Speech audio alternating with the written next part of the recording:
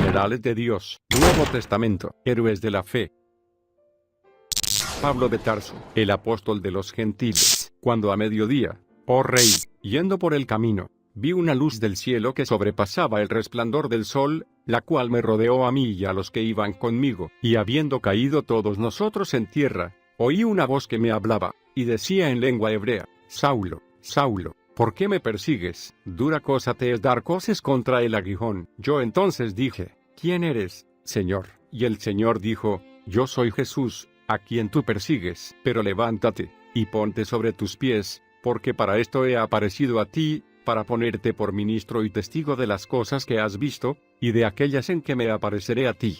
Así con este testimonio Saulo de Tarso o Pablo, narra su conversión, el cual lo convertiría de un gran perseguidor del cristianismo, a su más grande y efectivo propagador misionero. Amó mucho, porque sus muchos pecados le fueron perdonados. Es este amor que describiría él con estas palabras: el amor es sufrido, es benigno, el amor no tiene envidia, el amor no es jactancioso, no se envanece, no hace nada indebido, no busca lo suyo, no se irrita, no guarda rencor, no se goza de la injusticia, más se goza de la verdad. Todo lo sufre, todo lo cree, todo lo espera, todo lo soporta. Ese amor sublime, que él describe y que Dios puso en su corazón, llevó al apóstol Pablo, sin lugar a dudas, a ser el más grande misionero de la iglesia primitiva, padeciendo con paciencia todo tipo de situaciones adversas, que lo muestran como un discípulo ferviente del Señor, dejándolo todo para ganarlo a él. Esto lo muestra al mismo tiempo como el prototipo, el modelo y la inspiración de millares de sucesores. Muchos lo consideran como el más grande de los misioneros de todas las épocas, quien realizó el ministerio extraordinario de establecer el cristianismo desde las raíces, y aseguró así su crecimiento y estabilidad en los siglos siguientes. Sin embargo, desde un punto de vista muy humano, Pablo es una figura menos impresionante de lo que algunos de sus devotos quisieran que fuera. En muchos aspectos él fue un hombre común, y se enfrentó a los mismos problemas que han tenido que encarar los misioneros desde entonces. El cristianismo y las misiones van ligados de modo inseparable. Es difícil imaginar dónde estaría el cristianismo hoy día si no hubiera existido ese esfuerzo misionero enérgico que surgió después de Pentecostés y continuó por algunos siglos después. Quizá, como la religión de Zoroastro, sería ahora una religión antigua, estudiada por los eruditos, pero poco conocida fuera de las fronteras de su país de origen. Pero desde el principio el cristianismo fue diferente de todas las otras religiones. El mandamiento a salir a llevar las buenas nuevas constituía el corazón mismo de la fe. La primera generación de creyentes cambió el mundo al llevar el evangelio fuera de las fronteras de Palestina,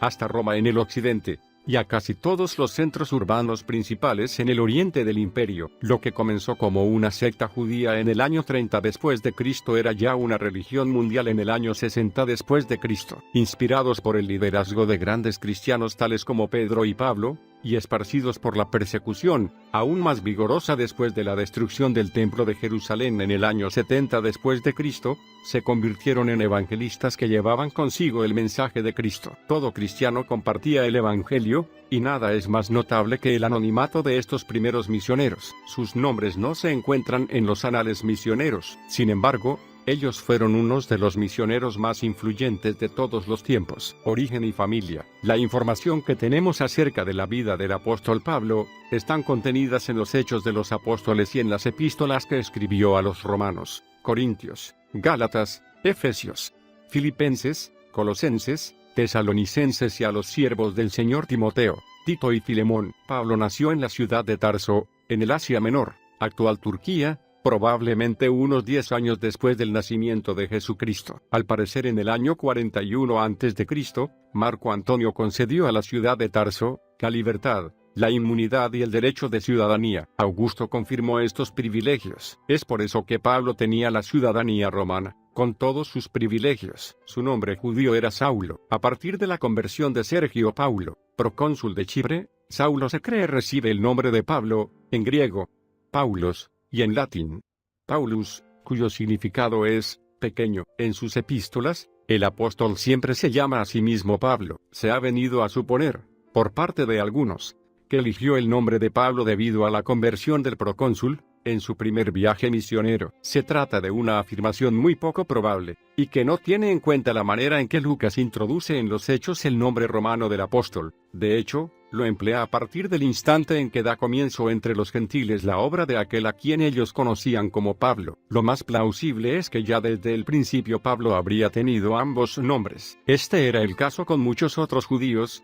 especialmente entre los de la diáspora. Con todo, también se puede decir que Pablo pudo dar otro significado al uso del nombre Paulos. Giorgio Agamben recuerda que cuando un señor romano dueño de esclavos compraba un nuevo siervo, le cambiaba el nombre como signo de su cambio de estado o de situación. Agamben señala ejemplos de ello: Januarius, quiet Asellus. Asellus significa asnillo; a Emilia Maura, quiet minima. Minima significa la menor. El nombre de la persona aparecía en primer lugar, el nuevo nombre se señalaba al final, ambos nombres se unían por la fórmula quiet, que significa, el cual también, se llama. En el libro Hechos de los Apóstoles aparece la frase, Saulo, también, llamado, Pablo, donde el equivalente griego usado es la expresión latina quiet, o sea, el cual también se llama. Agamben propone que Saulo cambió su nombre por el de Pablo cuando mudó de estado, de libre a siervo o esclavo, siendo que se consideró servidor o esclavo de Dios o de su Mesías. Siguiendo esa línea de pensamiento,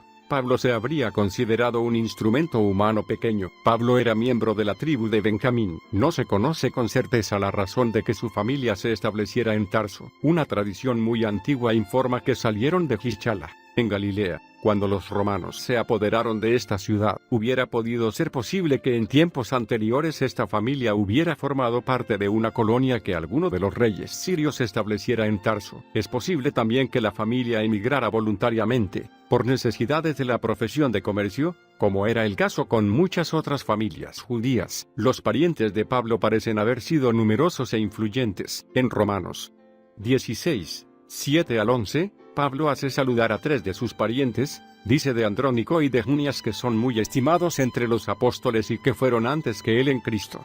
Se nos informa que el hijo de la hermana de Pablo, que parece que residía en Jerusalén, posiblemente con su madre, denunció ante el tribuno el complot tramado contra su tío. Este episodio permite suponer que el joven estaba emparentado con alguna de las familias implicadas. Lo importante del papel de Pablo, a pesar de su juventud, durante el martirio de Esteban, apoya esta suposición. Es indudable que Pablo era ya miembro del Sanedrín, como se ve en Hechos 26, 10, y el sumo sacerdote le encomendó la misión de que persiguiera a los cristianos. Las mismas palabras del apóstol prueban que, siendo un personaje importante, y teniendo en el comienzo mismo de su carrera la perspectiva de honores y fortuna, no pertenecía precisamente a una familia oscura. Criado en la obediencia a la ley y en la piedad judía tradicional, por cuanto su padre era un fariseo estricto. Pablo, como se sabe, poseía también por nacimiento la ciudadanía romana. Su condición de ciudadano romano le fue de utilidad en su apostolado y le salvó la vida en más de una ocasión. Formación moral e intelectual, y ciertamente,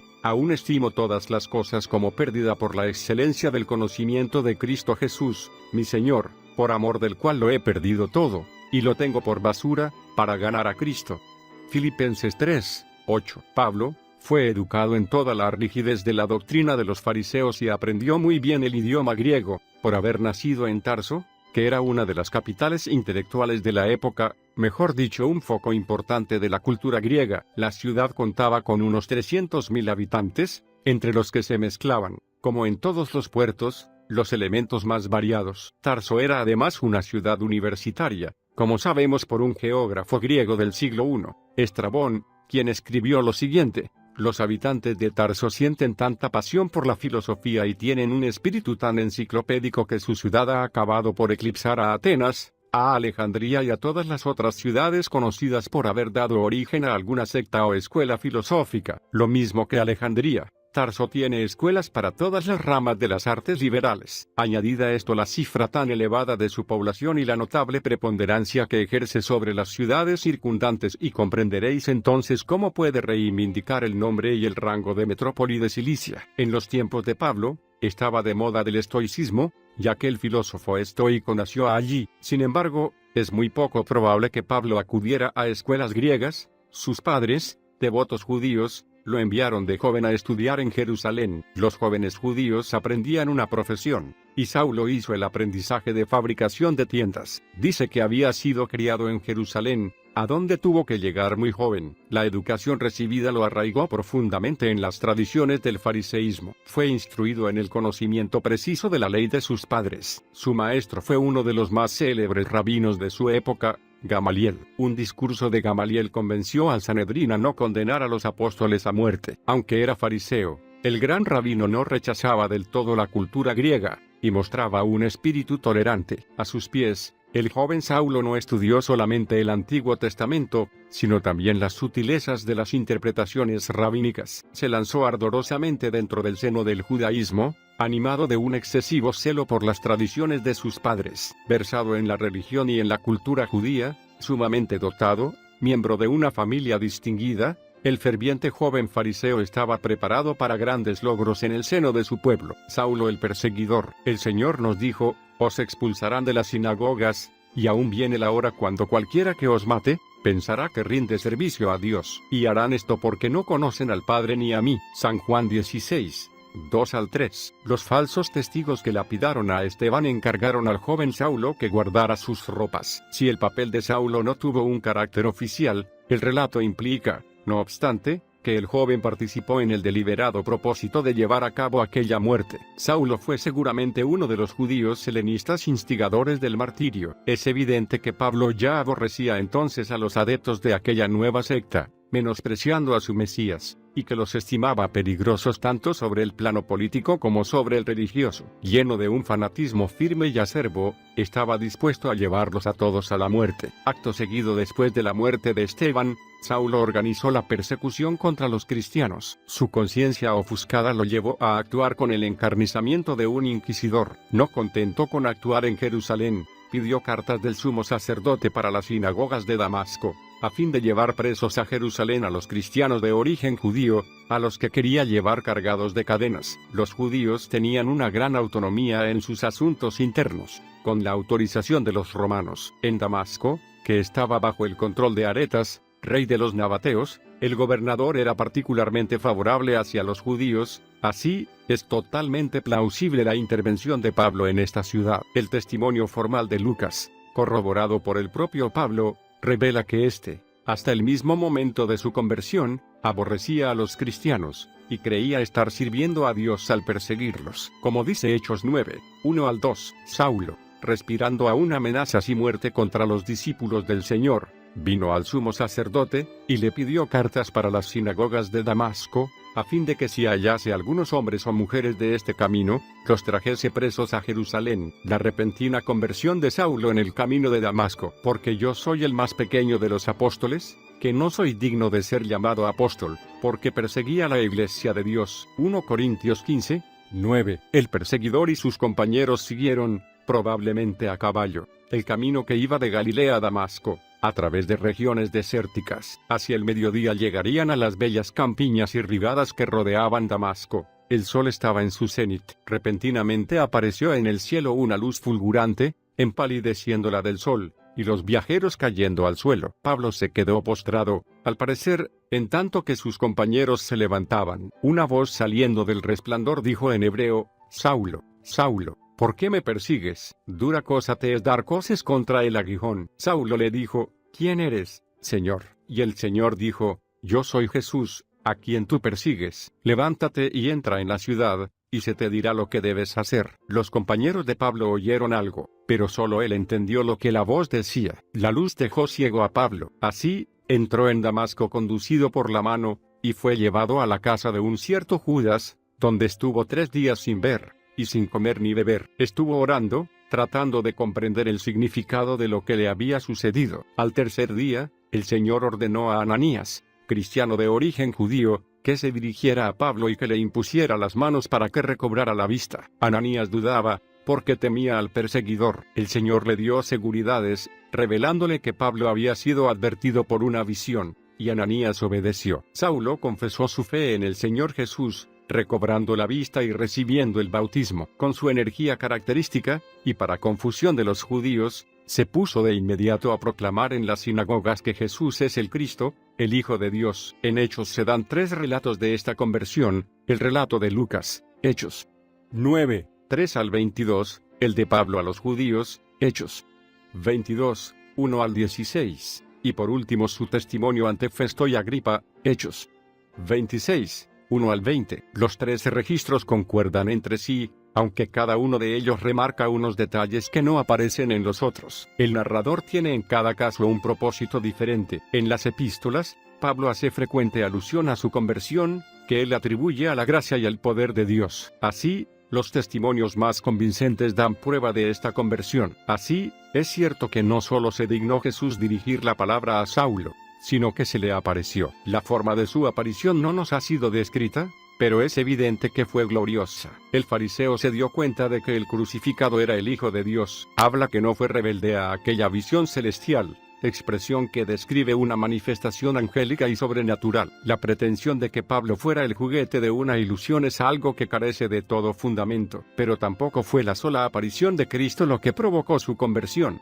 Esta se produjo evidentemente gracias a la obra del Espíritu en el corazón de Saulo, hecho por ello capaz de comprender y aceptar la verdad que le había sido revelada. En fin, Dios se sirvió de Ananías para poner al nuevo convertido en relación con la naciente iglesia. Las diversas teorías racionalistas que intentan explicar la conversión de Saulo sin tener en cuenta la intervención personal y sobrenatural de Cristo, esquivan el testimonio del apóstol. Él declara que, hasta el momento mismo de su conversión, consideraba que era su deber perseguir a los cristianos para ser leal al judaísmo. Él afirma que su conversión se debió al poder y a la gracia soberana de Dios, que sin saberlo el mismo Saulo lo había preparado para su tarea futura. Su condición de ciudadano romano, la educación rabínica que había recibido, y sus dotes intelectuales, hacían de él un instrumento calificado. Se cree, con razón, que Saulo, a pesar de su celo, no había hallado en el judaísmo la paz que su alma necesitaba. Lo repentino de su conversión debió hacerle consciente de que la salvación se debe totalmente a la gracia de Dios manifestada en Cristo. Su misma experiencia religiosa contribuyó a hacer de él el gran intérprete del Evangelio, a proclamar que solo por la fe personal en la obra expiatoria de Cristo justifica Dios al pecador. Inicio de su vida cristiana. Desde su conversión, Saulo empezó a anunciar el Evangelio. Su carácter enérgico le llevaba a ello, así como la revelación de los propósitos de Dios, que lo llamaba al apostolado. Predicó a Cristo en las sinagogas de Damasco. Los judíos de la ciudad, apoyados por el gobernador, decidieron eliminar a Saulo. Los discípulos le salvaron la vida bajándolo de noche por el muro dentro de una canasta. En lugar de volver a Jerusalén, se dirigió a Arabia, y volvió después a Damasco. Se desconoce el lugar de Arabia en el que estuvo Pablo, o el tiempo que se quedó, o lo que hiciera allí. Lo probable es que se diera a la meditación y a la oración en soledad. 3 años después de su conversión fue de Damasco a Jerusalén para conocer a Pedro. Estuvo solamente 15 días en Jerusalén, y no vio a ningún otro apóstol, excepto a Jacobo, el hermano del Señor. Lucas cuenta que los cristianos de Jerusalén tenían miedo de Pablo, y no creían que se hubiera convertido en discípulo de Cristo. ¿Cuántos habrán estado orando por su conversión, y cuando sucedió les costaba creerlo? Pero Bernabé, con la generosidad que le caracterizaba, presentó a Pablo a los apóstoles, y les relató su conversión y los sufrimientos que había tenido que sufrir a causa de su cambio radical. El antiguo perseguidor anunciaba enérgicamente el Evangelio y quería convencer a los judíos helenistas, sus amigos de otros días, que intentaron darle muerte. Por esta razón, los discípulos enviaron a Pablo a Cesarea, desde donde se dirigió a Tarso. El Señor se le apareció en el templo, en Jerusalén, y le reveló que su apostolado iba a tener lugar entre los paganos. Hay exegetas que han pretendido que los pasajes de Hechos que relatan esta visita a Jerusalén no concuerdan con los de la epístola a los Gálatas. Sin embargo, es fácil ver la armonía de ambos relatos. Es muy probable que Saulo, queriendo trabajar de acuerdo con los 12, quiso visitar a Pedro, que tenía un lugar prominente. La desconfianza de los cristianos de Jerusalén con respecto al antiguo fariseo era bien natural, y el gesto de Bernabé, judío helenista como Pablo, está muy de acuerdo con su actitud posterior. Por otra parte, 2 semanas transcurridas en Jerusalén fueron suficientes para el desarrollo de los hechos relatados en Hechos. La orden de partir que le dio el Señor a Saulo confirma la brevedad de esta visita. El pasaje de Lucas, mencionando que Bernabé lo trajo a los apóstoles, no contradice en absoluto la afirmación de Gálatas, según la cual Saulo solo vio a Pedro y a Santiago. Estas 2 personas, el segundo recibe asimismo el nombre de columna, representaban en esta ocasión a todo el cuerpo apostólico. Este es el significado de la afirmación de Lucas en Hechos. En todo caso, Saulo y los dirigentes de la iglesia en Jerusalén comprendieron entonces con claridad que Cristo destinaba al nuevo discípulo a ser el apóstol de los gentiles. No parece que en este momento nadie se preocupara de la actitud que tomarían los convertidos provenientes del paganismo hacia la ley de Moisés, ni tampoco nadie podía suponer la importancia que tendría la misión de Pablo, pero reconocieron el mandato que le había sido dado. Conscientes de que su vida peligraba, los enviaron a Tarso. Saulo en Tarso y en Antioquía de Siria. Son escasos los datos acerca del comienzo de este período. Es probable que la estancia de Saulo en Tarso durara de 6 a 7 años. Es indudable que el nuevo testigo llevó a cabo una obra misionera y que fundara las iglesias de Cilicia,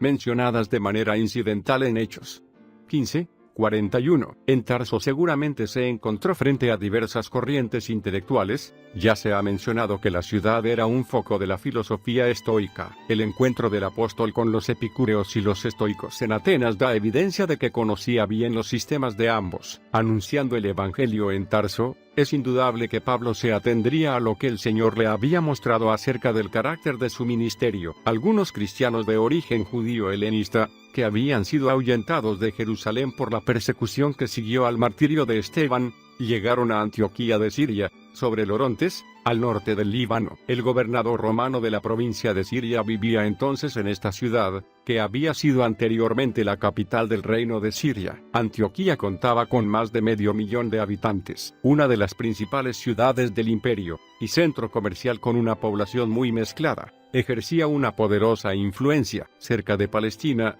y a las puertas de la Asia Menor, y manteniendo relaciones comerciales y políticas con todo el resto del imperio. Esta ciudad constituía una base desde donde la nueva fe, destinada a separarse del judaísmo, debía partir hacia todo el mundo. Los cristianos refugiados en Antioquía anunciaron el evangelio a los griegos. Hubo numerosas conversiones, y así es como nació, en la metrópolis de Siria, una iglesia de cristianos salidos del paganismo. Cuando la iglesia en Jerusalén lo supo, enviaron a Bernabé a Antioquía. Con una hermosa grandeza de visión, se dio cuenta de que el Señor estaba otorgando su bendición a la iglesia en Antioquía, aunque sus miembros no estuvieran circuncidados. Después, discerniendo indudablemente que el propósito de Dios era que Pablo fuera a Antioquía, fue a Tarso a buscar al antiguo perseguidor, y lo llevó a la capital, donde trabajó 1 año con él. Es en Antioquía donde los discípulos recibieron por vez primera el nombre de cristianos, lo que demuestra el carácter no judío de esta comunidad. La aparición de una comunidad compuesta de cristianos surgidos del paganismo marca una gran etapa en la historia de la Iglesia. Este sería el punto de partida de las misiones de Pablo al mundo pagano. Un profeta de Jerusalén,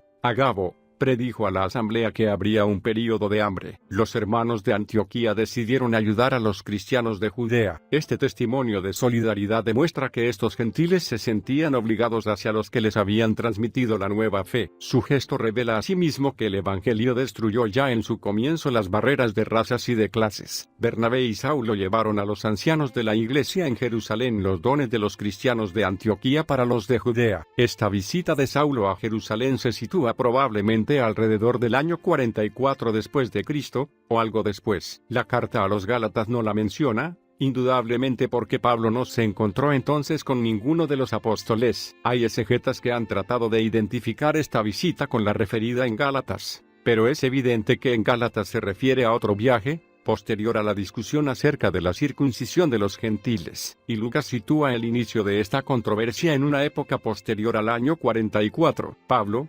escribiendo a los Gálatas, sumariza las ocasiones en las que presentó su evangelio ante los apóstoles que habían sido antes que él, y que lo aprobaron. Según Lucas, Pablo solo se encontró en esta ocasión con los ancianos de la iglesia de Jerusalén, y se limitó a entregarles los fondos. El argumento de Pablo en Gálatas no exige la mención de una simple visita de caridad. Él y Bernabé se volvieron a Antioquía junto con Juan, de sobrenombre Marcos, la expansión del evangelio en los tiempos de Pablo. Por tanto, id, y haced discípulos a todas las naciones, bautizándolos en el nombre del Padre, y del Hijo, y del Espíritu Santo, enseñándoles que guarden todas las cosas que os he mandado, y he aquí yo estoy con vosotros todos los días, hasta el fin del mundo. Amén. San Mateo 28, 19 al 20. El punto de partida de las misiones cristianas es, por supuesto, la iglesia neotestamentaria. Los discípulos que habían huido asustados y dudosos durante las horas de angustia del Maestro en la cruz,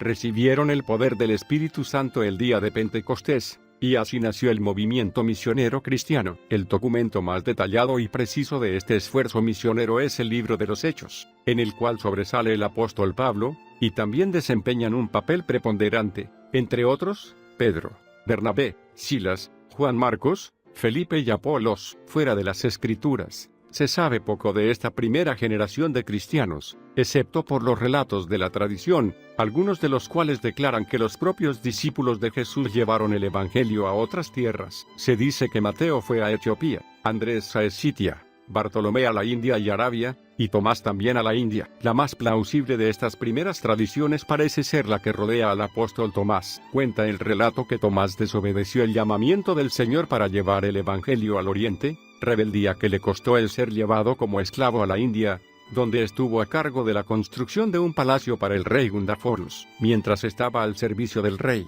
Tomás se pasaba el tiempo predicando el Evangelio en vez de edificando el palacio, ofensa que le hizo pasar un tiempo en la cárcel. Al fin Tomás tuvo la oportunidad de compartir su fe con el rey, quien creyó y fue bautizado. Aunque muchos de los detalles de la historia parecen fantásticos, el bosquejo básico puede tener cierto elemento de verdad. Un grupo de cristianos de Tomás del sudoeste de la India todavía tiene servicios religiosos en una antigua iglesia que, se dice, fue fundada por Tomás. Las excavaciones arqueológicas ya han establecido que en realidad hubo un rey Gundobar que reinó en la India durante el siglo I, y así como muchos salieron por el mundo llevando las buenas nuevas de Jesucristo, en obediencia al Maestro, así también Pablo, siendo guiado por el Espíritu Santo en la misión del evangelismo, salió en sociedad con otros hermanos a llevar el Evangelio al mundo conocido. Aún los peores críticos de los cristianos reconocían su ferviente celo evangelístico. Uno de ellos fue Celso, de cuya pluma salieron algunos de los ataques más duros contra el cristianismo de esa época. Esta es su descripción de los cristianos, aunque no completamente precisa. Se proponen convencer solo a las personas indignas y despreciables, los idiotas, esclavos, mujeres pobres y niños. Se comportan como montañeses y pordioseros, no se atreven a dirigirse a un auditorio de hombres inteligentes. Pero si ven un grupo de jóvenes, o esclavos, o gente rústica, allí se meten y tratan de ganar la admiración de la turba. Lo mismo pasa en las casas particulares. Allí vemos cardadores de lana, zapateros, lavanderos, gente muy ignorante y sin educación. A pesar de la importancia del testimonio mencionado antes, el testimonio silencioso de la caridad cristiana puede haber tenido un impacto mayor en el evangelismo. Se conocía a los cristianos por su amor e interés por otros, y los testimonios más expresivos no venían de los cristianos mismos sino de los críticos del cristianismo. El amor cristiano. No nos cansemos, pues, de hacer bien, porque a su tiempo segaremos, si no desmayamos. Así que, según tengamos oportunidad, hagamos bien a todos, y mayormente a los de la familia de la fe. Gálatas 6, 9 y 10. El emperador Juliano se preocupaba porque los miembros de su propia religión no parecieran menos buenos que los cristianos, a quienes él llamaba ateos. Él diría: el ateísmo ha progresado en especial por el servicio cariñoso dado a los extraños, y por el cuidado de ellos en el entierro de los muertos. Es un escándalo que no haya un solo judío que sea pordiosero, y que los galileos, que no tienen Dios, cuidan no solo de sus propios pobres sino de los nuestros también, mientras que los que nos pertenecen acuden en vano a nosotros en busca del auxilio que debíamos prestarles. El testimonio que los primeros cristianos mostraban en la vida también se veía en su muerte. Hasta el siglo IV, cuando el emperador Constantino hizo confesión pública de su cristianismo, la persecución era una amenaza real para los cristianos que confesaban abiertamente su fe. El primer viaje misionero. Afortunadamente los primeros años de labor misionera, aunque con la persecución que los judíos hacían hacia ellos, las circunstancias eran casi ideales para comunicar su fe, en comparación con futuros misioneros que tendrían que enfrentarse a situaciones casi imposibles, por las persecuciones encarnizadas que se produjeron a la iglesia, sucediendo el martirio de muchos hermanos. Estos primeros evangelistas trabajaron dentro de un sistema donde había mucha facilidad de movimiento dentro del Imperio Romano. Las buenas carreteras romanas invitaban a la gente a viajar, y la paz que prevalecía hacía que los viajes fueran aún más placenteros. Además, A diferencia de la mayoría de los misioneros de siglos futuros, los primeros evangelistas no tenían que someterse a años de preparación en idiomas extranjeros, pues el griego y el latín eran los idiomas del imperio, y los creyentes pudieron por un tiempo comunicar el evangelio con libertad donde quiera que fueran. En estas circunstancias fueron enviados por la iglesia antioquena, Bernabé y Pablo, partiendo en el primer viaje misional, acompañados por Juan Marcos, sobrino de Bernabé que oficiaba de auxiliar. Del relato surge que Bernabé habría dirigido la misión en sus inicios. Zarparon de Seleucia, puerto de Antioquía ubicado a 25 kilómetros de la ciudad, hacia la isla de Chipre, patria de Bernabé. Atravesaron la isla desde Salamina en la costa oriental de Chipre, hasta Pafos en la costa occidental. En Pafos, Pablo logró un converso ilustre en la persona del procónsul romano Sergio Paulo. En su séquito se hallaba el mago Elimas, que procuró apartar al procónsul de la fe. Pablo lo llamó repleto de todo engaño y de toda maldad, hijo del diablo y enemigo de toda justicia, y dejó a Elimas ciego. Viendo lo ocurrido, el procónsul creyó. Desde Pafos los misioneros navegaron hacia Perge, en la región de Panfilia, en la costa sur del Asia Menor Central. Es aquí donde el relato de los Hechos de los Apóstoles comienza a llamar a Saulo con su nombre romano Pablo, quien en adelante encabeza la misión. En esta etapa los dejó Juan Marcos para regresar a Jerusalén, con gran disgusto de Pablo como se indica más adelante. Pablo y Bernabé continuaron viaje tierra adentro, hacia la Anatolia centro-meridional, tocando las ciudades del sur de Galacia, Antioquía de Pisidia, Iconio, Listra y Derbe. La norma constante en Pablo, tal como la presenta los Hechos, era la de predicar primero a los judíos a quienes suponía más preparados para recibir el mensaje. El relato de los Hechos muestra también la oposición activa que hacían los de su raza al anuncio evangélico. Ante la resistencia abierta que le opusieron, manifestó su intención de dirigirse en adelante a los gentiles. Los paganos comenzaron a acogerlo gozosamente. Pablo y Bernabé deshicieron el camino desde Derbe, por Listra, Iconio y Antioquía de Pisidia,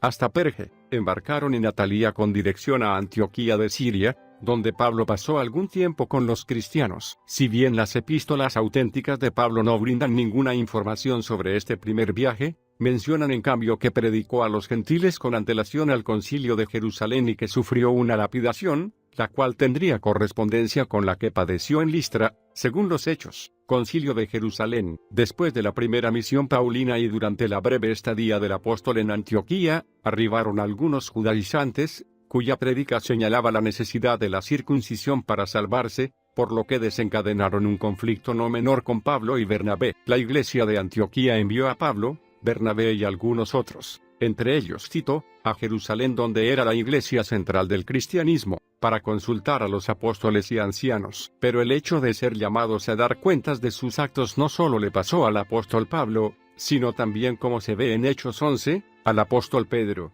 al dar cuenta el por qué entró a la casa de un gentil como Cornelio, ya que los judíos no podían entrar en la casa de gentiles. Así que ser apóstoles no les eximia de dar cuenta de sus actos a los ancianos de Jerusalén, que eran los que dirigían la iglesia. Por eso también se ve que después de los viajes misioneros era la costumbre de Pablo dirigirse a ese lugar, quizá para informar personalmente del avance de la obra. Según las palabras del propio Pablo, esta sería su segunda visita a Jerusalén después de su conversión, una vez más en 14 años. Este acontecimiento se data tradicionalmente del año 49, en tanto que las posturas revisionistas varían en la datación, entre los años 47 y 51. Según Thiesen, este conflicto activó en Pablo su propia conversión, llevándola a debate público como argumento para instruir acerca del riesgo que implicaba admitir la circuncisión. Si bien con algunos matices, este hecho aparece tanto en la epístola a los Gálatas como en el libro de los Hechos, y dio lugar a un conciliábulo conocido como el Concilio de Jerusalén,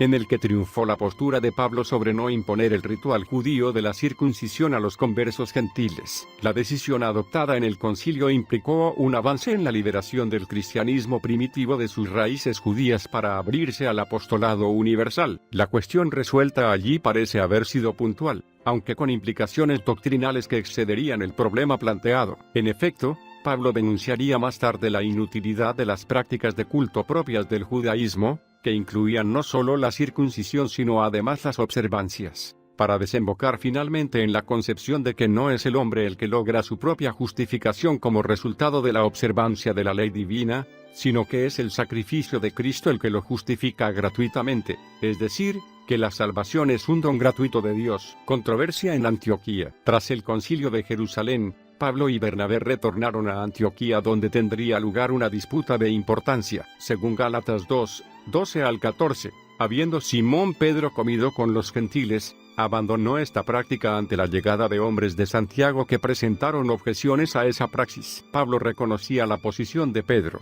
a quien consideraba uno de los pilares de la iglesia de Jerusalén, pero se sintió obligado a protestar y le resistió en el rostro. Le advirtió a Pedro que estaba violando sus propios principios y que no caminaba rectamente de acuerdo con la verdad del Evangelio. No se trataba, pues, de una mera diferencia de opinión. Pablo veía en la actitud de Pedro una recaída en el legalismo, que volvía la espalda al Evangelio y a lo acordado anteriormente en Jerusalén, minimizando la importancia de la fe en Cristo como superior a la ley. Es dudoso el resultado final de este incidente respecto de la prevalencia de una opinión u otra. En cualquier caso, el conflicto tuvo consecuencias. Según la epístola a los Gálatas, Bernabé también tomó posición a favor de los hombres de Santiago, y esta podría ser una razón adicional de la separación de Pablo y Bernabé en el segundo viaje. Aparte de que Pablo ya no deseaba llevar a Juan Marcos, el sobrino de Bernabé, por haberlos abandonado en el primer viaje. Segundo viaje misionero. Otro factor que preparó el camino para un testimonio cristiano público fue la existencia de las sinagogas. El libro de los Hechos menciona una y otra vez las predicaciones en las sinagogas judías,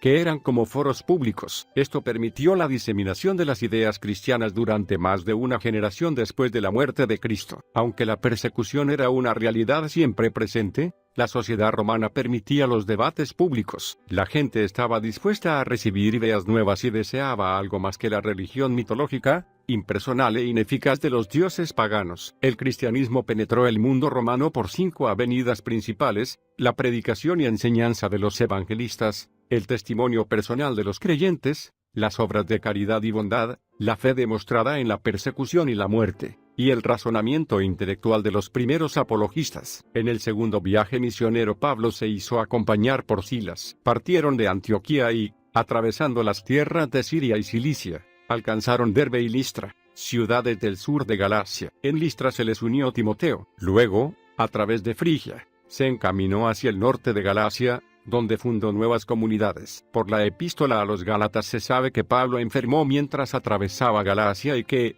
durante esa estadía no planificada, gracias a su predicación surgieron allí las comunidades gálatas. No pudiendo proseguir hacia Bitinia, partió de Galacia hacia Misia y Troade, donde se presume se le unió Lucas. Decidió ir a Europa, y en Macedonia fundó la primera iglesia cristiana europea, la comunidad de Filipos. Después de sufrir azotes con varas y prisión a manos de pretores romanos en Filipos, Pablo pasó a Tesalónica, donde tuvo una corta estadía destinada a la evangelización, matizada por sus controversias con los judíos. La hostilidad de Tesalónica parece haber torcido la idea inicial de Pablo, que sería la de dirigirse a Roma, capital del imperio. Así lo indicaría el hecho de que Pablo transitó la reconocida vía Egnatia hasta que luego de Tesalónica cambió el rumbo para adentrarse más en Grecia. En efecto, la estancia en Tesalónica finalizó con la huida de Pablo a Berea y su posterior viaje a Atenas, donde intentó infructuosamente atrapar la atención de los atenienses, famosos por su avidez de novedades, con un discurso en el Areópago sobre el Evangelio de Jesús resucitado.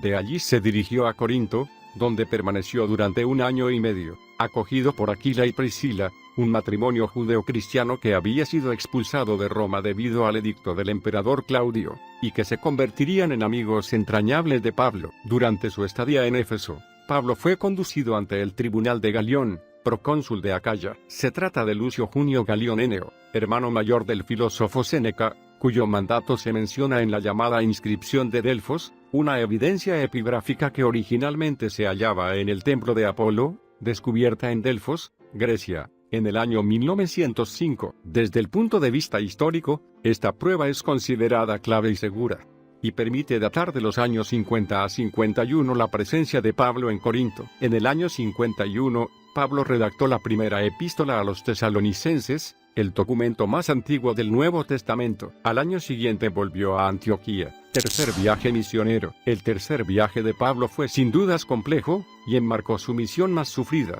por varias razones. Esta etapa incluyó la experiencia de una muy fuerte oposición, fieras, muchos adversarios, y de tribulaciones, con probable prisión, que llegaron a abrumar al apóstol, además de verse jalonada por las crisis que sacudieron las comunidades de Galacia y de Corinto y que motivaron la intervención de Pablo y de su equipo, a través de sendas epístolas suyas y de visitas personales. Sin embargo, a la postre fue una de las misiones más fecundas. Tradicionalmente esta etapa se data de los años 54 a 57, en tanto que las posturas revisionistas tienden a ubicarla entre los años 51 y 54. En esa etapa de su vida, Pablo escribió buena parte de su obra epistolar. Desde Antioquía, Pablo pasó por el norte de Galacia y Frigia para confirmar a todos los discípulos que había allí y siguió hasta Éfeso, capital de Asia Menor, donde fijó su nueva sede de misión, y desde donde evangelizó toda el área de influencia acompañado por el equipo que dirigía. Primero se dirigió a los judíos en la sinagoga,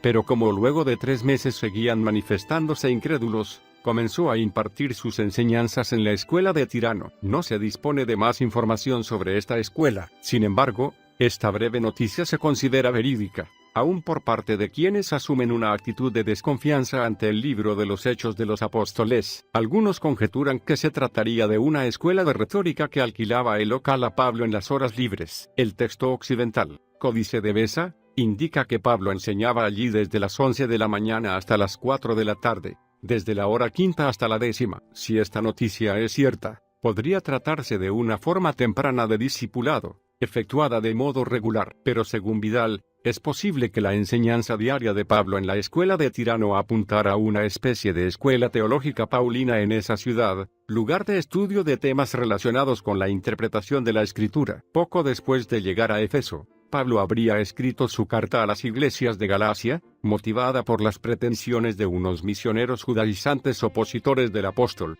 que exigían la circuncisión a los cristianos gálatas de origen gentil. Tanto la carta, un manifiesto de la libertad cristiana para oponerse a la tentativa de judaización de aquellas iglesias, como su portador Tito, tuvieron éxito al lograr la conservación de la identidad paulina de las comunidades de Galacia. También en esta etapa llegaron a oídos de Pablo noticias sobre graves problemas surgidos en la iglesia de Corinto, formación de facciones dentro de la comunidad, animadversión contra el propio Pablo, escándalos, y problemas doctrinales diversos, de todo lo cual se tiene noticias únicamente por sus cartas. Pablo les escribió por lo menos 4 epístolas, según Vidal García, hasta 6, de ellas se conservaron hasta hoy las 2 conocidas, probables resultantes de la fusión por parte de un recopilador, quizá a fines del siglo I, de los originales fragmentados de 4. Las primeras 2 cartas, hoy probablemente fusionadas en la que conocemos como primera epístola a los Corintios, constituyeron serias advertencias a esa comunidad contra las dramáticas divisiones dentro de la misma,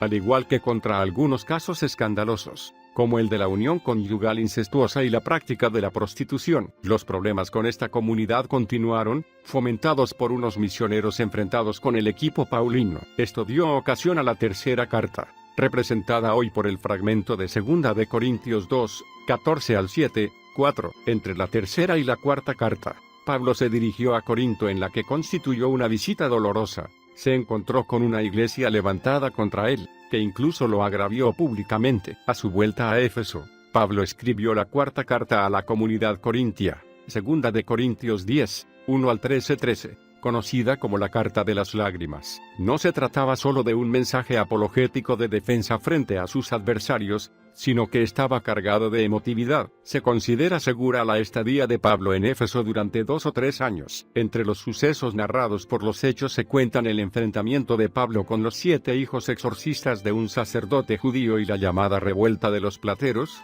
una sublevación hostil provocada por un tal Demetrio y secundada por otros orfebres consagrados a la diosa Artemisa. La prédica de Pablo habría irritado a Demetrio, quien fabricaba pequeños santuarios de plata copiando el de Artemis de Éfeso, con no pocas ganancias para él. Compañeros, vosotros sabéis que a esta industria debemos el bienestar, pero estáis viendo y oyendo decir que no solamente en Éfeso, sino en casi toda el Asia, ese Pablo persuade y aparta a mucha gente, diciendo que no son dioses los que se fabrican con las manos. Y esto no solamente trae el peligro de que nuestra profesión caiga en descrédito, sino también de que el templo de la gran diosa Artemisa sea tenido en nada y venga a ser despojada de su grandeza aquella a quien adora toda el Asia y toda la tierra. Palabras de Demetrio, Hechos de los Apóstoles 19, 25 al 27. El tono del relato de los hechos y el cuadro que describe es diferente del de las epístolas paulinas, por lo cual algunos estudiosos no están seguros de su historicidad. En cambio otros, aún señalando la ausencia de estas noticias en los escritos de Pablo,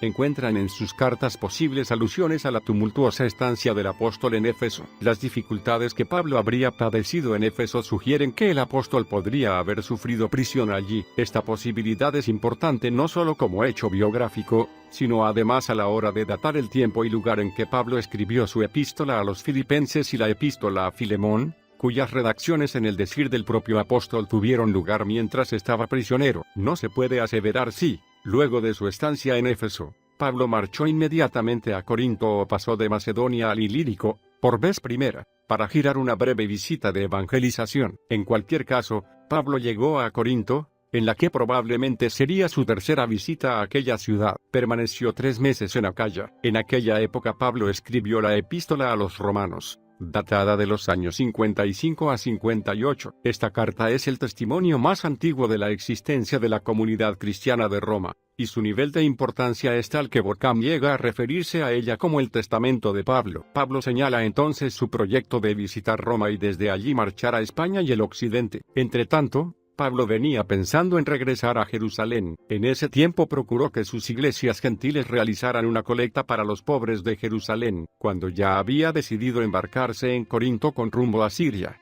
algunos judíos tramaron contra él una conjura y Pablo resolvió regresar por tierra, a través de Macedonia, acompañado por algunos discípulos de Berea, Tesalónica, Derbe y Efeso. Pablo se embarcó en Filipos hacia Troade, pasando luego por Aso y Mitilene, bordeando la costa de Asia Menor. Navegó desde la isla de Quíos a la isla de Samos y luego a Mileto, donde pronunció un importante discurso a los ancianos de la iglesia de Efeso convocados allí. Luego navegó hasta la isla de Cos, Rodas, Patara de Licia, Tiro de Fenicia, Tolemaida y Cesarea Marítima. Por tierra llegó a Jerusalén, donde habría logrado entregar la colecta que tan arduamente había reunido. Se sabe por la epístola a los Romanos 15 que Pablo veía con cierta preocupación su retorno a Jerusalén, tanto por la posibilidad de ser perseguido por los judíos como por la reacción que pudiera tener la comunidad de Jerusalén hacia su persona y hacia la colecta realizada por las comunidades que él había fundado. Llamativamente, los Hechos de los Apóstoles no comentan la entrega de la colecta,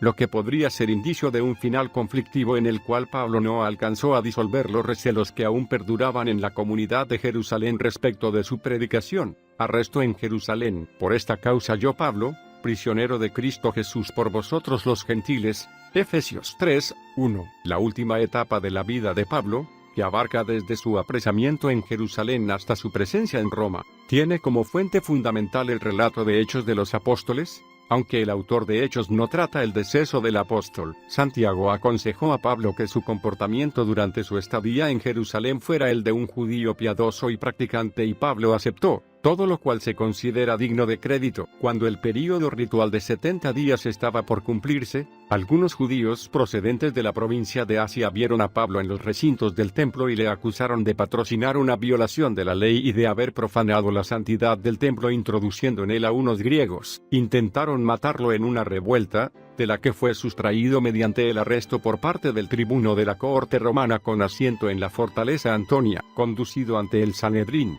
Pablo se defendió y terminó por suscitar una disputa entre los fariseos y los saduceos, ya que estos últimos no creían en la resurrección mientras que los fariseos sí. Seguidamente, los judíos se habrían confabulado para matar a Pablo, pero el tribuno lo envió al procurador de la provincia de Judea, Marco Antonio Félix, que residía en Cesarea Marítima, ante quien volvió a defenderse. El procurador postergó el juicio y dejó a Pablo en prisión durante 2 años. El caso fue revisado solo después de la llegada del siguiente procurador, Porcio Festo. Por haber apelado al César, Pablo fue enviado a Roma. La cronología más tradicional de la vida de Pablo ubicaba la redacción de la epístola a los Filipenses y de la epístola a Filemón en este período de cautividad de Pablo en Cesarea Marítima, o posteriormente en su prisión en Roma. El viaje a Roma. Del azaroso viaje de Pablo a Roma en calidad de prisionero se puede obtener algunos datos fidedignos, que incluyen la prolongada duración de la travesía, el acompañamiento de que fue objeto,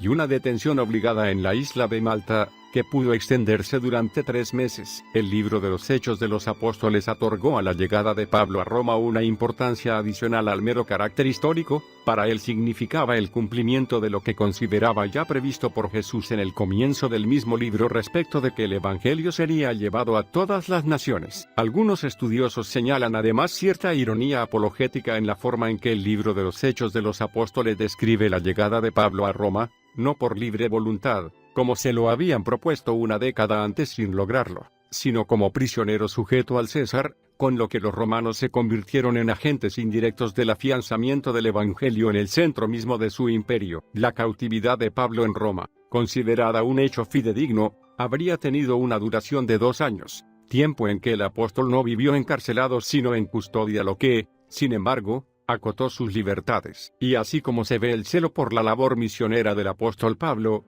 y de sus más cercanos ayudantes en el ministerio, padeciendo toda suerte de circunstancias adversas para lograr su fin, que era la salvación de las almas, al llevarlas al conocimiento de Jesucristo. Ese celo, por expandir la buena nueva, se describe en lo que escribió Pablo a los romanos, que dice, ¿cómo? Pues, invocarán a aquel en el cual no han creído, y cómo creerán en aquel de quien no han oído, y cómo oirán sin haber quien les predique. Y así con ese fervor, según documentos de esa época, los cristianos de los primeros siglos tenían muchos deseos de compartir su fe con otros. Cuando las sinagogas les cerraron las puertas, la enseñanza y la predicación se realizaban en casas particulares, por lo regular bajo la dirección de ministros laicos itinerantes. Eusebio de Cesarea, el historiador de la Iglesia primitiva, nos cuenta de la dedicación de algunos de estos evangelistas itinerantes de principios del siglo II. En aquella época muchos cristianos sentían sus almas inspiradas por la santa palabra, y estaban llenos de un deseo apasionado por la perfección. Su primera obra, en obediencia a las instrucciones del Salvador, era vender sus bienes y distribuirlos a los pobres. Después dejaban sus hogares y se disponían a realizar la obra de evangelistas. Era su mayor ambición la predicación de la palabra de fe a los que no hubieran tenido noticias de ella todavía, y a encomendarles el libro de los evangelios divinos. Se contentaban sencillamente con poner los fundamentos de la fe entre los pueblos extranjeros. Entonces nombraban pastores, y les encargaban la responsabilidad de edificar a los que ellos acababan de traer a la fe. Después seguían hacia otros países con la gracia y la ayuda de Dios. Tal vez de más importancia que el evangelismo de los predicadores itinerantes era el testimonio dado en la vida diaria de los creyentes. En esa época todo cristiano era un misionero, escribió Juan Foxe en su clásico libro de los mártires. El soldado trataba de reclutar personas para las huestes celestiales. El prisionero buscaba la manera de ganar al carcelero para Cristo. La esclava susurraba el evangelio al oído de su ama. La joven esposa le rogaba a su cónyuge que se bautizara para que sus almas no se separaran después de la muerte. Todos los que habían conocido el gozo de creer trataban de traer a otros a la fe. Personalidad, obra y teología de Pablo. Con Cristo estoy juntamente crucificado, y ya no vivo yo, mas vive Cristo en mí, y lo que ahora vivo en la carne, lo vivo en la fe del Hijo de Dios, el cual me amó y se entregó a sí mismo por mí. Gálatas 2:20. En el libro de los Hechos y en las epístolas de Pablo se revela su carácter y el inmenso valor de su obra. Es difícil retratar esta naturaleza tan diversa, y cuya conversión no hizo sino acentuar su ardor religioso. Comprendiendo de un golpe y de una manera total la verdad, extrajo de ella las lógicas consecuencias. Su corazón quedó igualmente prendido, lo mismo que su inteligencia, y el fervor de sus sentimientos fue igual al vigor de sus razonamientos. Expone simultáneamente el aspecto práctico y teórico de la verdad, explicando las doctrinas con una dialéctica consumada, en tanto que introduce el cristianismo en la vida diaria con una sabia habilidad. Este hombre sensible, ardoroso, que conocía en ocasiones el éxtasis, no dejó de profundizar en sus enseñanzas. Capaz de llegar a las más altas cumbres del pensamiento religioso, es sin embargo un hombre de acción, sometido totalmente al control del Espíritu de Dios. Esta naturaleza intelectual y espiritual, rica, ardiente y pura, fue usada por Dios para el apostolado a los gentiles. Se esforzó, mediante la acción y la palabra, en hacer comprensible al mundo pagano el Evangelio de Cristo. El libro de los Hechos nos revela el método de Pablo. Recibió la misión de presentar a Cristo en un mensaje universal, desligado de los ritos judíos y accesible a todos los hombres. Pablo no fue el único en ver esta meta, pero contribuyó más que nadie a expandir el cristianismo por el mundo. Se mantuvo constantemente en dependencia de Cristo, siendo su principal obrero. Por otra parte, las epístolas de Pablo contienen la interpretación inspirada que dio de la doctrina y de la moral de Cristo. Pablo es el mayor de todos los teólogos. Su teología se desprende de su conversión, por la cual comprendió repentinamente la incapacidad de sus propios esfuerzos para llegar a la salvación, la dependencia del pecador con respecto a la gracia soberana de Dios, la perfección de la obra redentora que Jesús, el Hijo de Dios, ha llevado a cabo por su muerte y resurrección. Como consecuencia, solo puede hallarse la salvación por medio de la fe, uniéndose mediante ella a Cristo. El pecador así justificado, unido al Señor, participa de todas las bendiciones espirituales y temporales, celestiales y terrenas, que Cristo le ha conseguido. Como diría, no desecho la gracia de Dios, pues si por la ley fuese la justicia, entonces por demás murió Cristo. Gálatas 2:21. A partir de este fundamento de la fe, Pablo, inspirado por el Espíritu Santo, expone todo lo que concierne a la obra y a la persona de Cristo. La cuestión de la salvación se expone de una manera completa en las epístolas a los Gálatas y a los Romanos. Las epístolas de la cautividad exaltan al Cristo glorificado y ensalzan el propósito eterno de la gracia de Dios para con la Iglesia. Además de estos aspectos centrales, las epístolas tocan prácticamente todos los aspectos de la fe y de los deberes del cristiano. La teología de Pablo tiene como objeto esencial la gracia, tema inagotable cuyas profundidades sondea el apóstol. Él presentó así al mundo gentil el Mesías anunciado por los profetas de Israel. Dios suscitó a Pablo para que él presentara a la humanidad la persona y la obra de su Salvador. Entre los apóstoles, fue indiscutiblemente el más brillante expositor y teólogo, y el más ardiente misionero. Dejar de lado la interpretación que Dios nos ha dado por medio de Pablo de las enseñanzas y de la obra de Jesucristo es exponerse a no comprender el absoluto que es el cristianismo. Es en realidad un hecho asombroso. Hoy nos parece increíble que se funden iglesias con tanta rapidez y seguridad, como lo hizo Pablo, pues estamos acostumbrados a las dificultades, incertidumbres, fracasos y recurrencias desastrosas de nuestra propia obra misionera. Muchos misioneros después de él han logrado una cantidad mayor de conversos. Muchos han cubierto una zona mayor que él, pero nadie ha establecido iglesias como él. Ya hace mucho tiempo que olvidamos esa posibilidad. Si actualmente alguien se aventura a sugerir que puede haber algo digno de nuestra cuidadosa atención en los métodos de Pablo, debido a lo cual alcanzó él tales maravillosos resultados, lo cual deberíamos imitar, tal persona corre el riesgo de que la acusen de tendencias revolucionarias. Última detención y martirio. ¿Quién nos separará del amor de Cristo? Tribulación,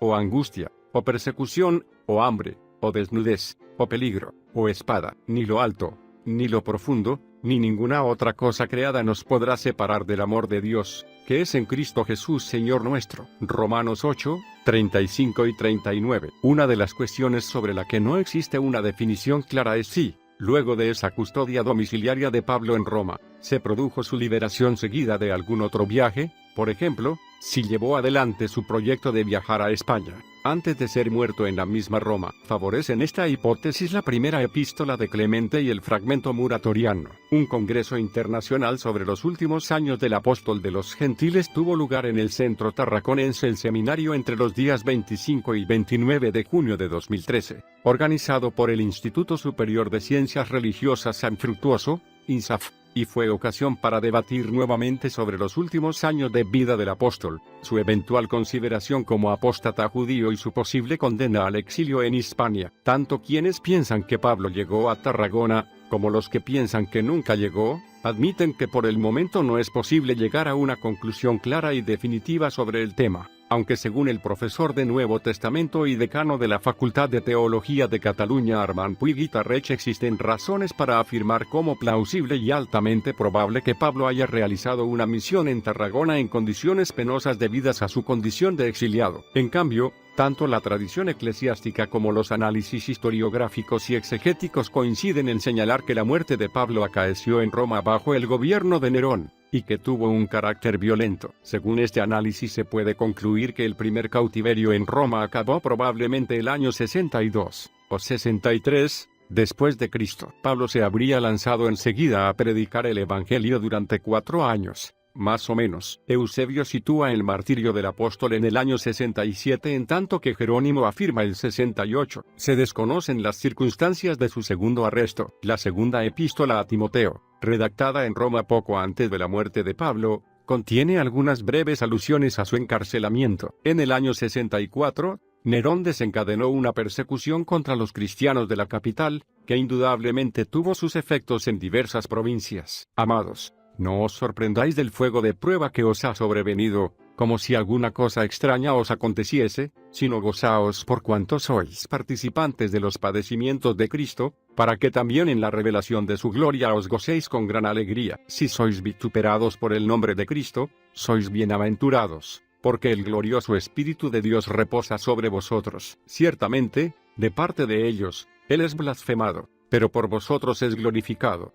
Primera de San Pedro 4, 12 al 14. Como algunos exegetas han supuesto, podría ser que el apóstol hubiera sido denunciado por uno llamado Alejandro, cuando cuenta en una de sus cartas a Timoteo diciéndole: Alejandro el calderero me ha causado muchos males, el Señor le pague conforme a sus hechos. Fuera cual fuera el lugar en que fue detenido el apóstol, Pablo iba a comparecer de nuevo ante el tribunal en Roma. Posibles motivos: nuevo recurso del apóstol al César, inculpación por pretendidos crímenes cometidos en Italia, quizá de complicidad en el incendio de Roma, deseo de las autoridades provinciales de recoger prestigio a los ojos de Nerón al enviarle un preso importante. En la época de escribir su segunda carta a Timoteo, Pablo no tenía consigo más que a Lucas.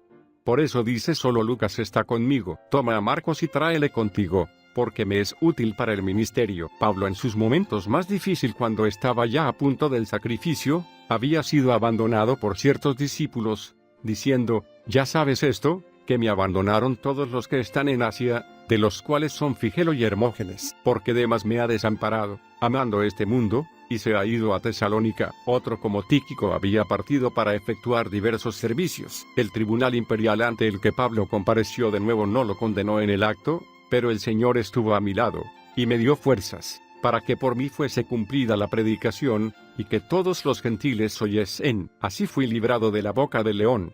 Segundo de Timoteo 4, 17. Pero lo mantuvo encarcelado. Es posible que el apóstol pudiera probar su inocencia, pero quedó encarcelado por causa de su fe. Habla de sus cadenas. Por tanto, no te avergüences de dar testimonio de nuestro Señor, ni de mí, preso suyo, sino participa de las aflicciones por el Evangelio según el poder de Dios. Segunda de Timoteo 1, 8. Afirma que se le trata como a un malhechor, en el cual sufro penalidades, hasta prisiones a modo de malhechor, mas la palabra de Dios no está presa. Segunda de Timoteo 2, 9. Y presiente cuál será su fin, porque yo ya estoy para ser sacrificado, y el tiempo de mi partida está cercano. He peleado la buena batalla, he acabado la carrera, he guardado la fe. Por lo demás, me está guardada la corona de justicia, la cual me dará el Señor, juez justo, en aquel día, y no solo a mí, sino también a todos los que aman su venida. Segunda de Timoteo 4, 7 al 8. Pablo, a diferencia de otros misioneros después de él, concentró su obra en estratégicos centros densamente poblados, ciudades comerciales y de influencia política, desde donde el Evangelio sería llevado con rapidez a las zonas circunvecinas. Además, él alcanzó a personas de todas las clases sociales, lo cual le dio a la Iglesia una base de operaciones más amplia, y, por encima de todo, estableció iglesias independientes, no estaciones misioneras. Él no reunió congregaciones, sino que plantó iglesias, evitando así un sistema de organización eclesiástica extraño y complicado. Los misionólogos han visto que los métodos de Pablo se pueden aplicar también a otras circunstancias del día de hoy. J. Christy Wilson, en su libro, Los fabricantes modernos de tiendas, propone que los misioneros deberían considerar las ventajas de ir al extranjero con profesiones u oficios seculares, y ganar su propio sustento a la vez que llevan a cabo la evangelización y establecen iglesias, tal como lo hizo Pablo. En vez de buscar una metodología en Pablo, los misioneros modernos pueden inspirarse en las pruebas que soportó él, y pueden aprender de sus soluciones para algunos complicados problemas misioneros. Además de las prisiones y azotes, Pablo sufrió casi toda clase posible de persecuciones y maltratos. Pero dejando de lado también cualquier inspiración fuera de Cristo, se tendría que poner énfasis en lo que movía al apóstol a realizar su obra, que era el estar lleno del Espíritu Santo, que le daba el amor suficiente para realizar su obra incansablemente. Porque como el bien lo dijere, si repartiese todos mis bienes para dar de comer a los pobres, y si entregase mi cuerpo para ser quemado, y no tengo amor, de nada me sirve. Reafirmando, decimos que lo importante es hacerlo con amor, pero todo para la gloria de Dios, ya que si es así, estamos en el camino que caminó Pablo, porque todas estas cosas padecemos por amor a vosotros, para que abundando la gracia por medio de muchos, la acción de gracias sobreabunde para gloria de Dios.